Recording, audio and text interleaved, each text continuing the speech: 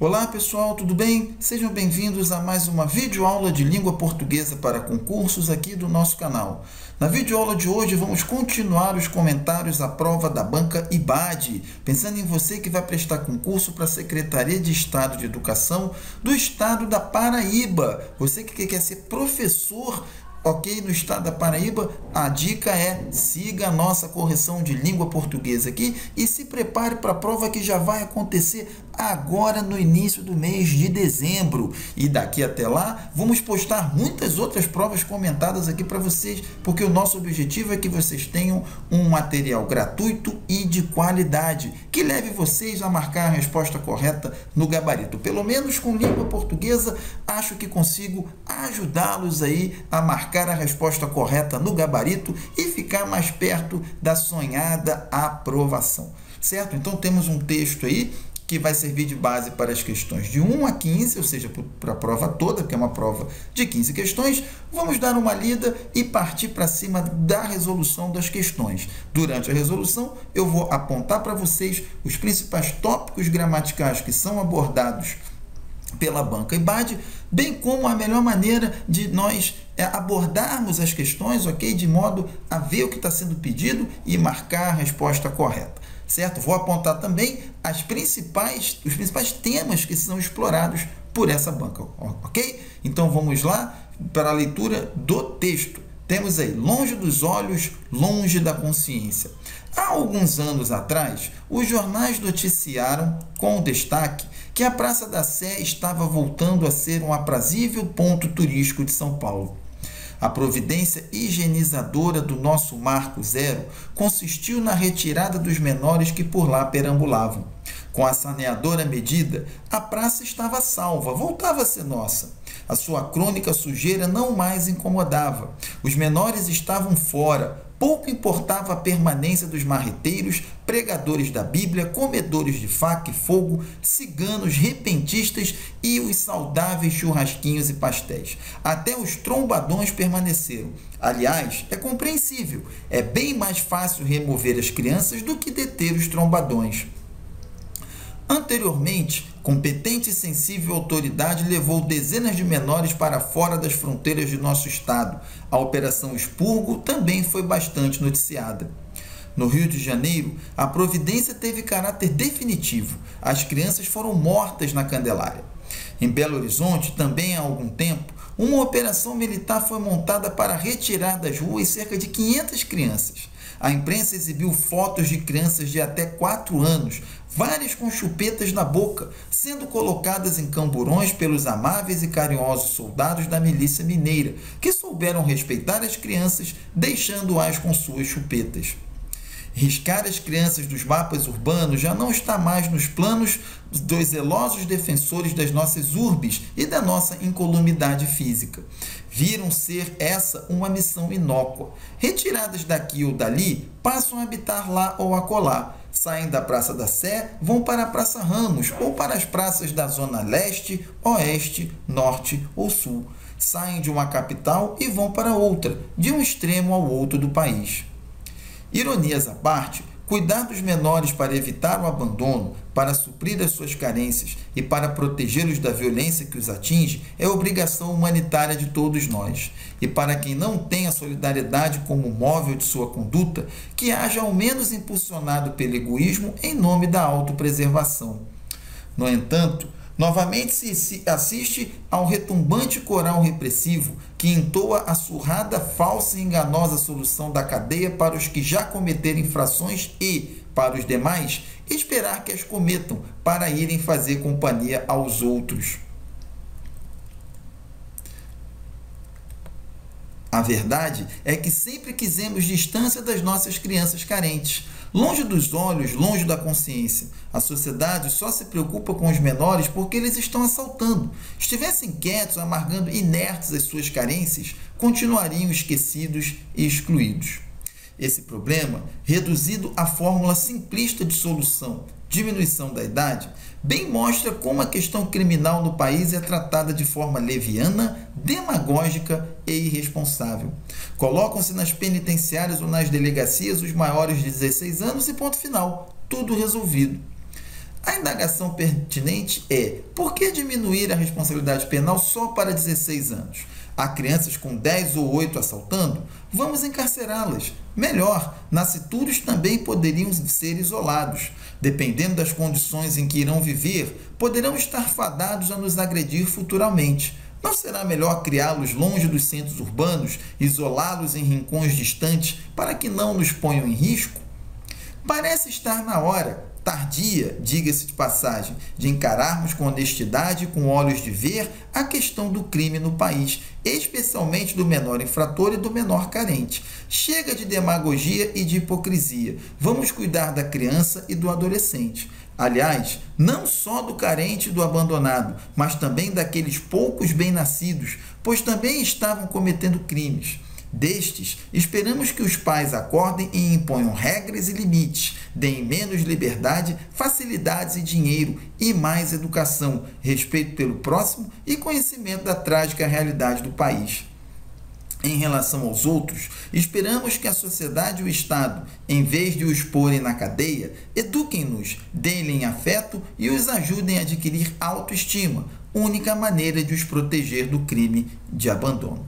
Então, nós tivemos aí o texto, okay? Um tema bem atual, né? Um certo tom de polêmica também, mas o que nos interessa aqui é a interpretação do texto. Então, nós já temos uma primeira questão, ok? Que é a chamada questão de escolha múltipla. Temos que analisar os 4 itens aqui, as 4 afirmações, e marcar a resposta, né, no gabarito aqui que se refere a eles, certo? Então, é um tipo de questão muito frequente, tá? E isso permite, esse tipo de questão permite averiguar se o aluno compreendeu globalmente segmentos do texto, ok? Globalmente porque cada segmento só pode ser interpretado na sua relação com o todo do texto, ok? E a questão é sobre o sentido de cada um desses fragmentos, ok? Então, atenção para isso. Reparem se o fragmento não está em oposição com os demais e com o restante do texto. Essa é uma dica importante para esse tipo de questão. Então, nós temos aí a primeira afirmativa, que diz o seguinte: a primeira parte do texto é uma contextualização que recupera situações de extermínio e detenção de menores, todas recentes. Se a gente voltar ao início do texto, a gente vai ver que fala realmente todo esse início aqui de várias coisas que aconteceram no passado, ó, os termos aqui, ó, há alguns anos, certo? No Rio de Janeiro, tá? Todas essas informações indicam que há algo que ocorreu, né, em situações passadas, tá? E fez de fato extermínio e detenção, porque nós temos o caso de São Paulo, em que as crianças foram levadas, e a referência no caso do Rio de Janeiro aqui, né, a chacina da Candelária, ok? Que foi um extermínio de crianças de rua, certo? Então, a primeira parte aqui, de fato, contextualiza situações de extermínio e detenção, extermínio na chacina da Candelária e detenção na Praça da Sé, de menores, todas ocorridas num tempo passado, mas o texto fala aqui, olha lá, que são todas recentes. E aqui a gente tem um probleminha com esse todos recentes, porque todos eles falam lá, há alguns anos atrás, ou seja, não é tão recente assim, já passou um tempinho, ok? Aqui também no início, a respeito de Belo Horizonte, há algum tempo, ou seja, tudo isso aqui indica um certo tempo passado, não recente, ok? Não recente aqui. Então, o que acontece, pessoal? Esse fragmento aqui, esse trechinho do primeiro fragmento, entra em oposição com o restante do texto, certo? Então, essa afirmativa 1 aqui, ela é falsa, ok? Vamos marcar aqui como sendo uma afirmativa falsa, tá? Vou fazer um comentário aqui, ok? Para dizer que nós vamos considerar essa afirmativa falsa. Na afirmativa 2, temos, na segunda parte do texto, o autor apresenta uma sequência argumentativa para expor sua opinião. A segunda parte do texto é justamente aquele pedaço em que ele deixa de contextualizar, ele para de falar no que aconteceu em São Paulo, no Rio e em Belo Horizonte, e agora, a partir daqui, ó, ele já começa a apresentar os seus argumentos, certo? Contrários aí a esse tipo de política de remoção pura e simples, ou até mesmo de extermínio. ok? Então, a segunda parte do texto, ele começa a apresentar os argumentos em sequência, certo? Para expor a opinião contrária ao que é afirmado. Então, aqui nós temos uma afirmativa verdadeira, certo? Na 3, temos: o autor posiciona-se contra as atitudes de exclusão social dos menores, refere-se à solução proposta para a questão do menor infrator e refuta-a e conclui apresentando a sua posição. Ou seja, ele é contrário, como nós já falamos aqui no 2, okay? Contra essas propostas que excluem, né, os moradores de rua, em especial as crianças de rua, e no final aqui ele dá o que ele acha que tem que ser feito, ok? Afeto, né, educação, ok? É o que ele diz que vai resolver o problema, tá? Então, ele apresenta sim a sua posição. Então, afirmativa 3 também verdadeira. Na 4, no texto, percebe-se que o autor desenvolve argumentos para convencer o leitor de que a sociedade, em vez de punir os menores, deve cuidar deles. Ou seja, os argumentos vão na direção de fazer com que o leitor mude de ideia, porque tem muita gente, segundo o próprio texto, que se convencido de que essa política de extermínio, isolamento e exclusão é a melhor, ok? Então ele mesmo ataca isso aqui em vários momentos, ela chega de hipocrisia e demagogia. Vamos fazer uma linha reta aqui, mais caprichada, né? Isso aqui ele está criticando as pessoas que defendem esse ponto de vista, certo? Então, aqui ele apresenta a sua solução, tentando convencer. Então, aqui também é verdadeiro. Então, só a 1 é falsa, gente. Logo, 2, 3 e 4 corretos. A resposta da questão número 1, letra D. Na questão de número 2, vamos ter o seguinte: assinale a alternativa que contém um enunciado que mostra a posição do autor em relação à solução de prisão para os menores. Ou seja, o que a questão está pedindo é um argumento. No texto argumentativo, pessoal, há uma ideia que é defendida. No caso, o autor defende a ideia de que a solução para os moradores de rua, as crianças de rua, é educação, carinho e afeto, ok? E apresenta argumentos favoráveis a essa ideia, bem como argumentos contrários, né, que tentam refutar as pessoas que defendem a ideia da exclusão. Então, aqui está pedindo justamente isso, ok? Aqui, então, ele está querendo um fragmento de texto que ele está perguntando sobre a função de um determinado argumento no texto, um fragmento de texto, e é um fragmento que tem a função de mostrar a posição do autor em relação à solução. Certo?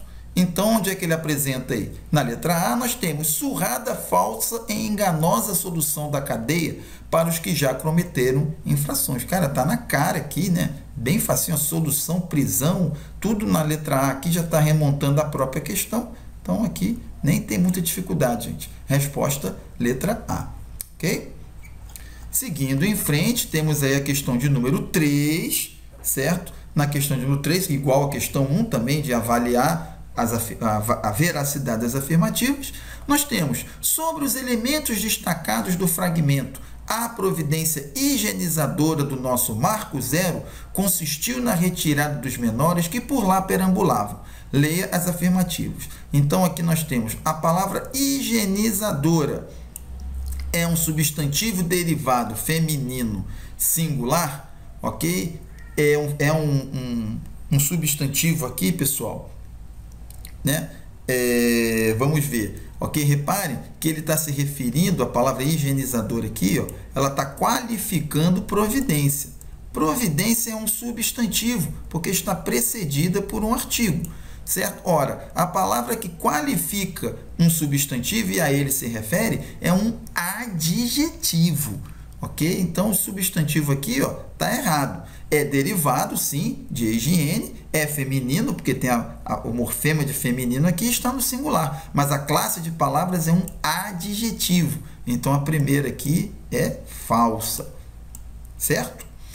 Que é um pronome substantivo relativo, vamos ver, né? Nós temos lá: a providência higienizadora do nosso marco zero consistiu na retirada dos menores que, está fazendo referência a esse que aqui, que por lá perambulavam. Quem por lá perambulava? Os menores. Então, esse que aqui se refere a menores, Ora, se ele se refere a algo que é citado antes, é porque ele é um pronome relativo. E repare que ele substitui, né, um substantivo aqui, logo ele é um pronome substantivo. Pronome substantivo é aquele que substitui um substantivo, ok? Então, essa segunda afirmativa, verdadeira. E na 3, consistiu é um verbo significativo, transitivo e indireto. Ora, o que consiste em ou consiste de, ou seja, ele está regendo uma preposição aqui, certo? No caso, a preposição em consiste em, certo? Então, sim, ele é um verbo que tem significado, ou seja, não é um verbo do tipo de ligação, que só serve para ligar, né, elementos no texto, ok? O consistir ele é um verbo com significado e transitivo e indireto, porque ele rege a preposição em, ok? Então, a afirmativa verdadeira, 2 e 3 são verdadeiros, resposta da questão, letra E, certo? Na questão de número 4, temos, ao defender sua posição, o autor, o que ele faz para defender sua posição? Emprega os mesmos tempos verbais a fim de manter a coerência do texto? Não, se nós voltarmos lá no texto, ele alterna momentos em que ele usa o pretérito perfeito para indicar o que aconteceu no passado, olha lá, ó, o foi, olha lá, ok? Foram mortas, aqui uma voz passiva no passado, do pretérito também, ok? Então, ó, foi novamente aqui. Então, quando ele contextualiza as coisas no passado, ele usa um tom mais narrativo e, com isso, ele usa o tempo verbal do pretérito, ok? Mas, quando ele vai agora argumentar, repare que ele passa a usar o presente. Olha lá, se assiste, entoa, ok? Esperamos, em vários momentos agora que ele em que ele começa a argumentar, ele usa o tempo presente, tá? Então, assim, quando nós contamos uma história, ou seja, fazemos um texto narrativo, o predomínio vai ser de tempos verbais no pretérito. Mas quando nós argumentamos ou dissertamos, o predomínio vai ser para tempos verbais do presente. E o autor faz um misto de narração com argumentação, logo ele não usa os mesmos tempos verbais, ok?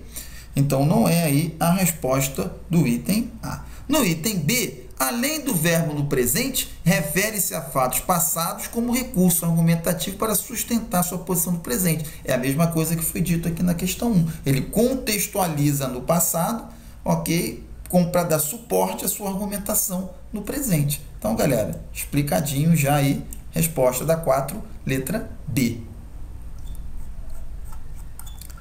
Na questão de número 5, do ponto de vista da norma culta, a única substituição que poderia ser feita sem alteração do valor semântico e linguístico seria, nós temos, destes esperamos que os pais acordem e imponham regras e limites. Além disso, esperamos que os pais acordem e imponham regras e limites. Então, a colocação desse além disso aqui já faz uma alteração, sim, no valor semântico. Repare que aqui eu não tenho nenhum tipo de conectivo e já na frase reescrita, esse conectivo aqui já dá um valor aditivo de adição que não tem aqui, não está presente na frase inicial, ok? No item B, temos, aliás, não só do carente e do abandonado, mas também daqueles poucos bem-nascidos. Dessa forma, não só do carente e do abandonado, ao contrário daqueles poucos bem-nascidos. Então, já mudou aqui o aliás, que é um conector reformulativo, ok? E trocou por um conector dessa forma, que é conclusivo e explicativo. Ok? Então, já muda só por esse aqui, e a adição desse ao contrário também mudam as relações de sentido presentes no texto original. Então, não pode ser o item B. No item C, temos, alguns anos atrás, os jornais noticiaram. Há alguns anos, os jornais noticiaram, aí o A, sentido de passado, ok? De tempo passado, que mais ou menos equivale semântica e linguisticamente a esse aqui. Ok? Então, as duas frases reescritas se equivalem, logo a resposta item C.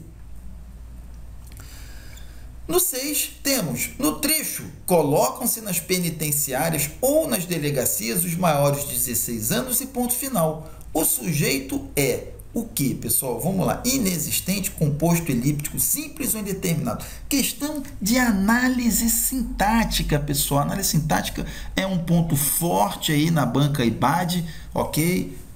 Sempre cai com muita frequência.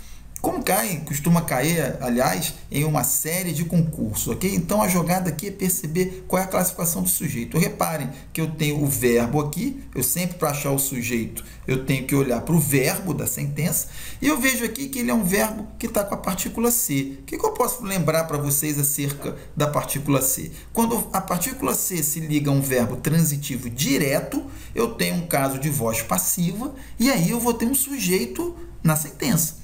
Ok? Então, quem coloca alguma coisa. O verbo é transitivo direto. Ora, se o verbo é transitivo direto seguido do C, ele tem sujeito, porque a frase vai estar na voz passiva. Então, o que é que se coloca nas penitenciárias? Os maiores de 16 anos. O sujeito da sentença é esse aqui, ó. Os maiores de 16 anos. Perdão, vamos tirar aqui. Ó, aqui, ó, esse fragmento aqui é o sujeito da sentença, os maiores de 16 anos, ok? É como se a frase fosse: os maiores de 16 anos são colocados nas penitenciárias. E os maiores de 16 anos é um sujeito do tipo simples, ok?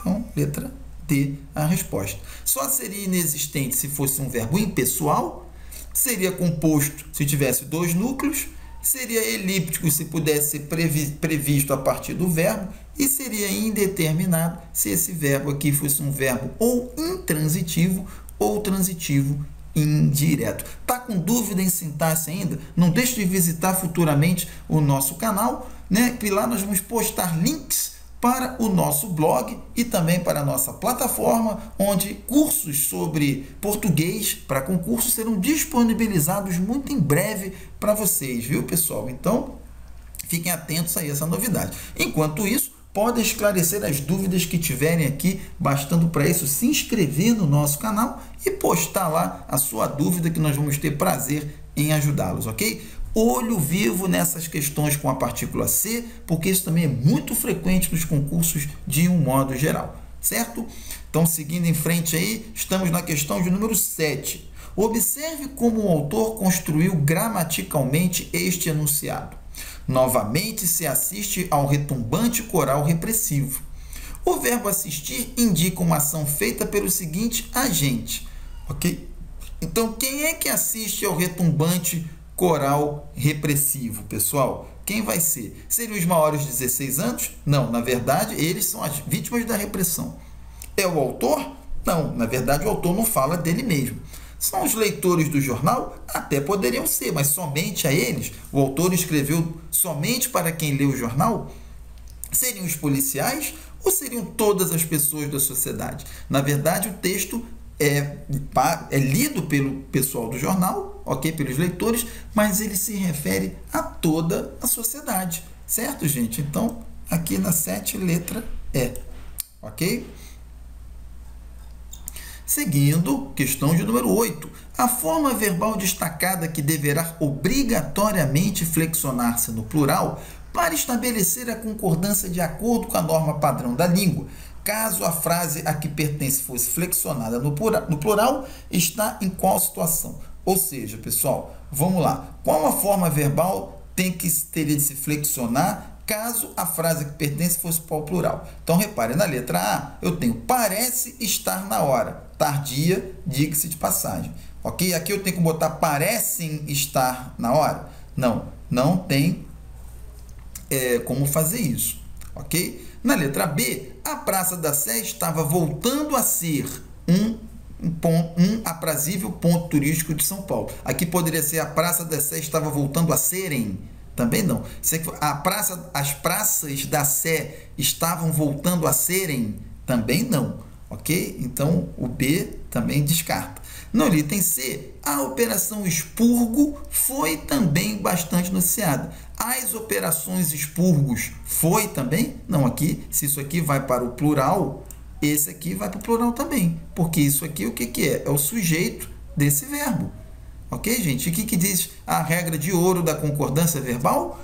O verbo concorda com o seu sujeito em número e pessoa. Aqui, terceira do singular, se vai para a terceira do plural, o foi vai para a terceira do plural também. Então, facinho aqui, letra C. Nessa questão, a dica é procurar o sujeito, ok? Então, flexiona-se o sujeito e aí a frase, o verbo marcado pode mudar ou não. Vai mudar se for, né? Se o sujeito for dele, certo? Aqui no item D, o A não vai mudar nunca, porque o haver indicando tempo passado é sempre impessoal, ok? E aqui o verbo também não muda, porque o sujeito dele aqui é a verdade, ok? E se isso aqui fosse ao plural, as verdades, o verbo continuaria concordando no singular, porque ele é um verbo de ligação, e o verbo de ligação pode concordar com o seu predicativo, que no caso é essa frase toda aqui, ok? E se o predicativo ele é frasal, o verbo fica na terceira pessoa do singular. Concordância verbal, pessoal. Anotem isso aí, porque esse também é um ponto muito comum, ok? Eu, se fosse vocês, estaria estudando bastante análise sintática e concordância. Ponto certo na prova IBAD. Pode apostar aí e me cobrar depois. Ok? Na questão de número 9, a operação expurgo também foi bastante noticiada. O termo destacado pode ser substituído sem alteração de sentido do texto por qual? Qual é o sinônimo, então, aqui para expurgo?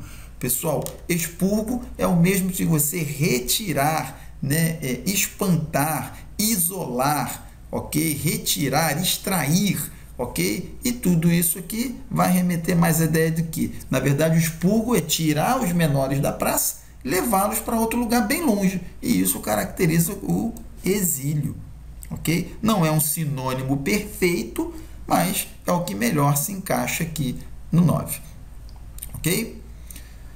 Questão de número 10, vamos ter o seguinte: o segmento empregado com sentido figurado conotativo está destacado na seguinte passagem do texto. O que é o sentido conotativo? É justamente o sentido figurado. Está em oposição ao sentido real, que é o chamado sentido denotativo. Então, na verdade, a questão está pedindo o quê? Está pedindo para que a gente aponte onde eu tenho aí uma frase, né, um segmento de texto com sentido conotativo. Este problema reduzido à fórmula simplista de solução, o problema está em sentido conotativo? Não, está no sentido real, denotativo. Ok, churrasquinho aqui está referido a churrasquinho mesmo, ao tradicional espetinho. Ok, no item C, a operação também é uma ação. Ok, incomodava também, sentido real, de causar incômodo, e riscar as crianças dos mapas. Todo esse segmento aqui, ó, na verdade, você não pega a criança e risca ela. Quem riscar do mapa. Então, tudo isso aqui está no sentido figurado, logo, resposta da 10, letra E. Seguindo em frente, pessoal, você mantendo a concentração na questão número 11. No caso da frase, no entanto, novamente se assiste ao retumbante coral repressivo. A locução em destaque, está aqui a locução em destaque, pode ser substituída sem alteração de sentido. Aqui também vale a pena vocês estudarem a sintaxe do período composto, ok? Porque aí vocês vão conhecer o valor semântico das conjunções. Podem estudar também as conjunções em si mesmas, prestando bastante atenção nos seus valores semânticos, nas suas funções, ok? E também podem estudar na parte de coesão e coerência textuais. Então, nesses 3 pontos, pode-se aprender sobre o valor semântico e funcional, né, sintático, de conjunções, como é o caso do no entanto. E se fizer isso, essa questão torna-se muito simples, gente. O no entanto é uma conjunção coordenativa adversativa, ok? Dá um sentido de oposição, ok? Então, onde é aí que eu vou ter uma outra que também dá esse sentido de oposição, ok? É de todas aqui, né? O ideal é que fosse uma do grupo coordenativo adversativo. Mas o rapaz ou a moça que fez a questão, né? Eles trocaram aqui por conjunções que não são adversativas. Aqui ele está misturando também conjunções coordenadas e subordinadas, que é um truque antigo dos concursos. As coordenadas adversativas, pessoal, se equivalem semanticamente às subordinadas adverbiais concessivas. Ambas dão um sentido de oposição, embora com um timbre, um toquezinho ligeiramente diferente. Então, quais dessas aqui são concessivas? É o C, muito pouco usado, né? O conquanto, que tem um valor semântico semelhante ao embora. Vou tentar escrever aqui, ok? Embora, certo? Vai ficar uma letrinha meio esquisitinha, mas vocês vão entender, tá? O conquanto é igual ao embora, certo? Que é, como eu falei, concessivo. Ah, mas então como é que ele equivale, no entanto, que é adversativo? As coordenadas adversativas e as subordinadas concessivas, elas são próximas semanticamente e podem, em alguns contextos, serem trocadas uma pelas outras. Ok? Então aqui ficou difícil porque o conquanto é uma conjunção que quase não é usada, né? Tanto com quanto como o porquanto aqui também, certo? Então, nesse caso, isso confundiria aí. Mas uma boa estudada lá nas conjunções mataria essa questão de número 11. Seguindo em frente, pessoal, questão de número 12. A providência higienizadora do nosso marco zero consistiu na retirada dos menores que por lá perambulavam. Com respeito às regras de regência, a forma verbal destacada pode ser substituída sem que demais alterações sejam feitas na frase e sem que haja alteração do sentido por. Então, eu tenho que colocar um verbo aqui, pessoal, que mantenha o sentido e também mantenha a mesma regência. O que é a regência? É a relação do verbo com o seu complemento. É também o estudo das preposições que se ligam aos verbos. Então, quem consiste em, ok? O consistir rege a preposição em, ok? Qual desses verbos aqui vai reger o em, né? Quem integra alguma coisa, quem forma alguma coisa, né? Poderia ser o formar-se em, no sentido de teve uma graduação, por exemplo, mas aí o sentido mudaria completamente. O constou, né? Quem consta de, ok? O constar rege a preposição de. Participar de. E quem embasa em, né? Embasou-se em alguma coisa. Então, consistiu em, embasou em, ok? Então, letra E na 12, ok?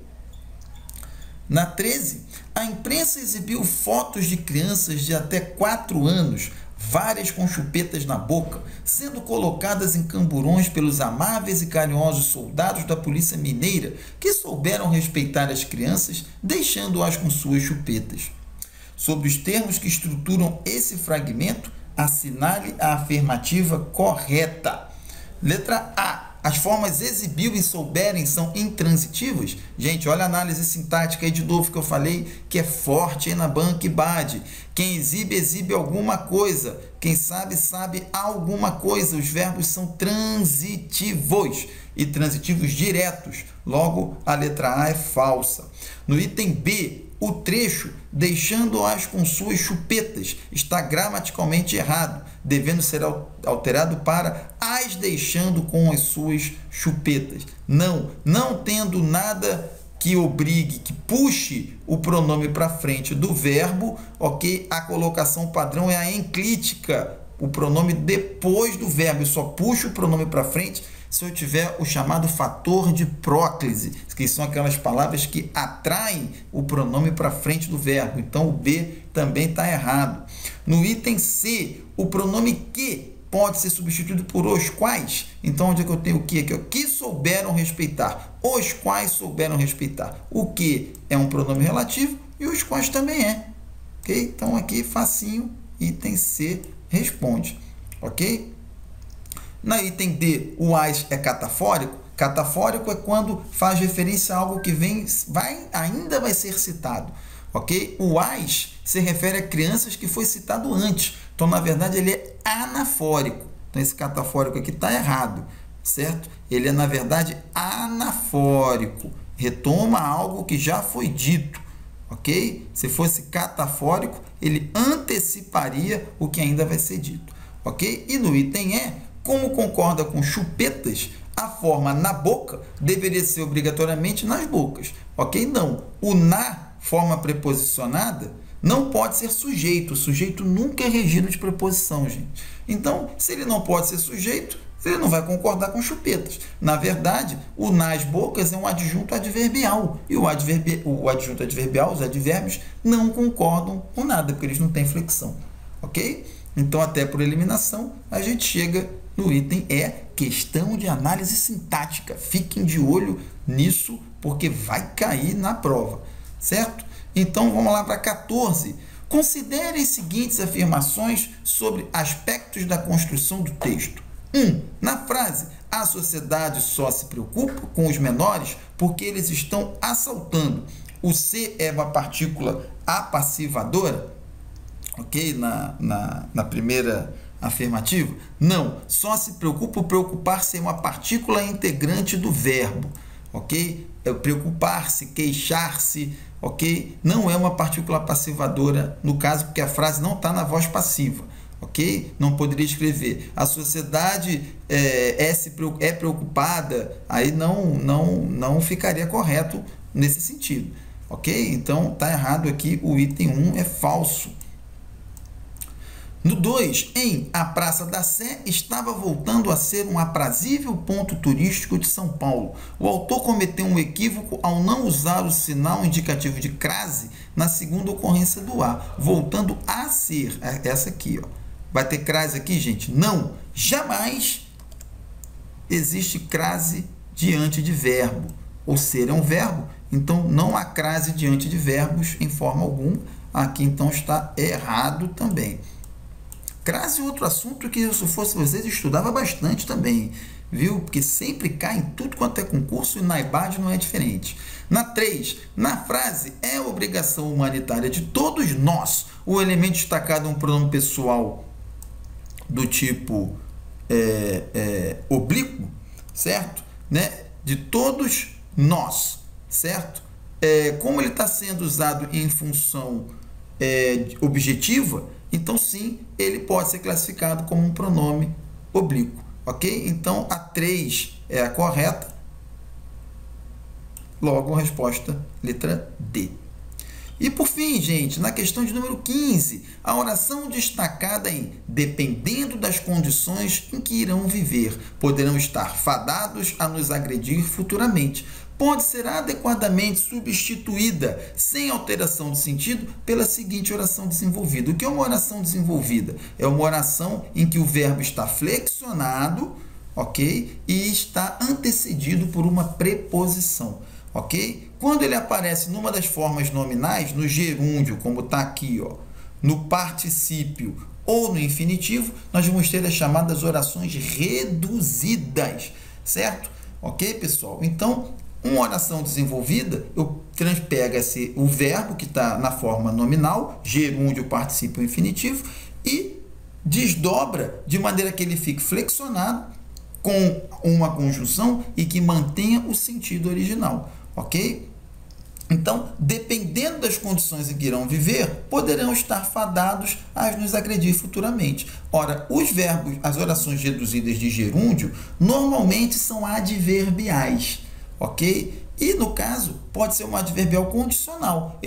Se eles viverem em certas condições, poderão nos agredir. Ou seja, se depender, né, se dependesse, isso vai apontar aqui para o item A, que é a única que tem valor condicional por causa dessa conjunção aqui. Aqui eu tenho uma oração desenvolvida, mas essa conjunção embora muda muito o sentido da frase original. No item C, esse porquê depende, o porquê depende é uma oração do tipo coordenada.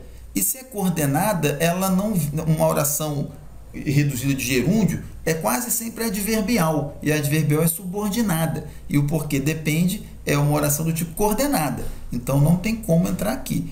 No item D, quando depender, também eu tenho o quando que não bate com o sentido condicional, e reparem que o verbo, olha lá, ele não saiu da forma nominal, você só tirou do gerúndio e botou no infinitivo, e aí não desenvolveu, ele tem que estar flexionado.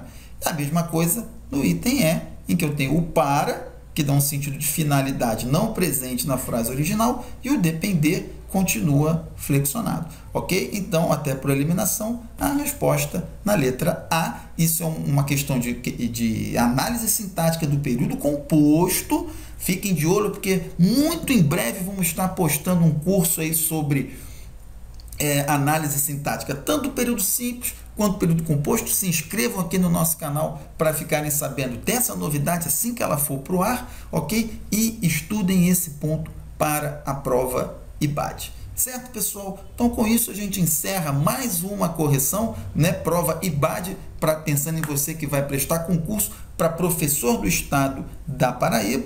Ok? A gente espera que essa aula tenha sido útil para você. E caso tenha sido, não deixe de postar aqui o seu comentário, compartilhar com seus amigos, ok? E dar a sua curtida, porque a divulgação do nosso trabalho é muito importante. Ficou com dúvida? Se inscreva aqui no nosso canal, poste a dúvida e teremos um prazer enorme em ajudá-los. O mesmo prazer que eu vou ter em encontrar vocês na nossa próxima videoaula. Eu espero vocês. Até lá, um abração, tudo de bom.